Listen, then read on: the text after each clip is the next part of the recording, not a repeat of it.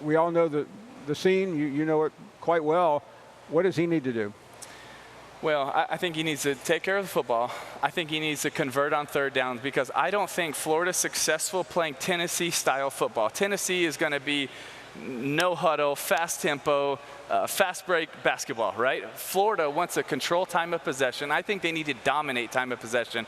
And that also means that Anthony needs to be really good on third down, convert with his arms, but I think a lot of times in this game he needs to convert it with his legs as well.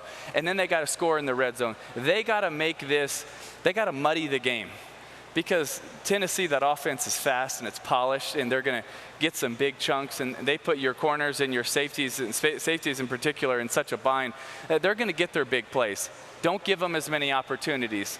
Slow the game down and take away chances from Tennessee and convert in the red zone. I really think it helps that it's also Florida's style of play right now. A lot how they played against Utah, especially in the second half. I think they need to go back to that, but add in more of Anthony carrying the football himself.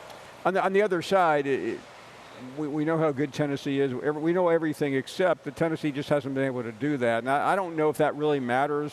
You've been in situations like this where, okay, well, Florida, we do it every year. Yeah. How does that play into a game? I think the one thing that is, if you could say, going in Florida's favor is nobody thinks they're going to win. No.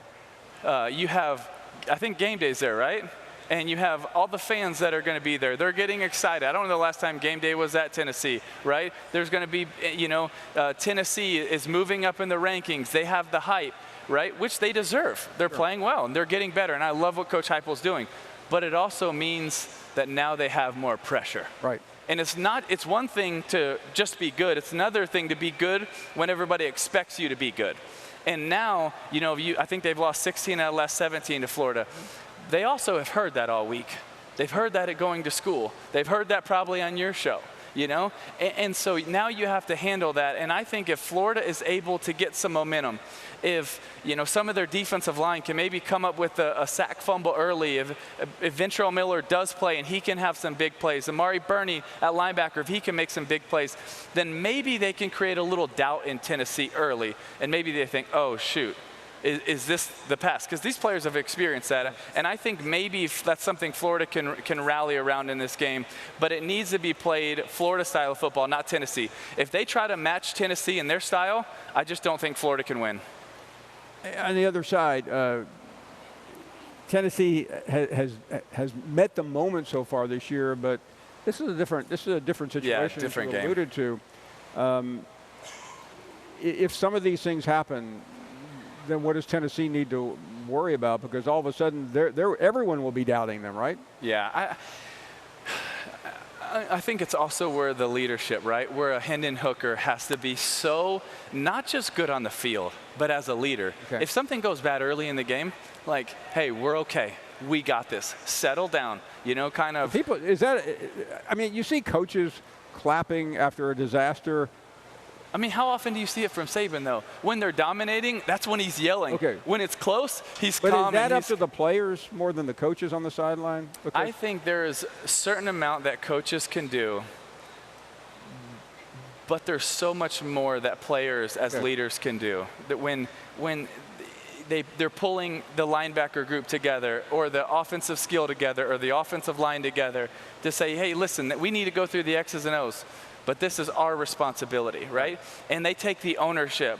And I think the best teams that we have seen have had great leadership from the coaches, but even better leadership from a lot of the alpha males on the team that have stepped up and said, hey, this is what's going to be. You think about the A'Shawn Robinsons, you think about the Joe Burrows, you think about the Cam Newtons, and those guys on those dominant teams that said, no matter what happens, this is going to be the case because we're going to will it to be done. Right. And now everybody believes in that and they follow it.